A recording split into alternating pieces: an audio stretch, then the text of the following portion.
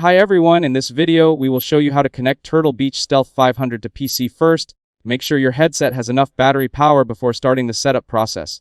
Now turn on the headset by pressing the power button. If you're connecting through Bluetooth, you'll need to switch the headset to Bluetooth mode. To do this, press the quick switch button located near the Bluetooth button on the headset.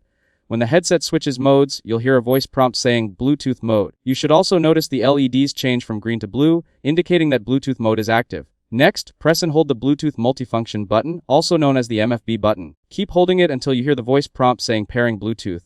The headset is now in Bluetooth pairing mode. Now go to your PC and open Settings, then click on Bluetooth and Devices. Make sure Bluetooth is turned on. Next, click Add Device and select Bluetooth. Wait for your PC to scan for nearby devices. After a few moments, you should see Turtle Beach Stealth 500 appear in the list of available devices. Click on it to begin pairing. Wait a few seconds while Windows completes the connection. Once the pairing is successful, the headset will connect to your PC and be ready to use. You may also see a notification confirming that the device has been connected. After that, right-click the speaker icon in the Windows taskbar and open Sound Settings. Here, make sure the Turtle Beach Stealth 500 is selected as both the output and input device if you want to use the headset microphone as well.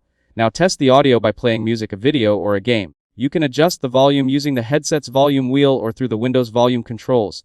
If the headset doesn't appear in the Bluetooth list, make sure it is still in pairing mode and try scanning again. You can also turn Bluetooth off and back on again on your PC before retrying. Once connected, the headset should automatically reconnect to your PC when Bluetooth is enabled and the headset is powered on. If this video helped you out, don't forget to leave a like and subscribe to the channel. Thanks for watching, and I'll see you in the next one.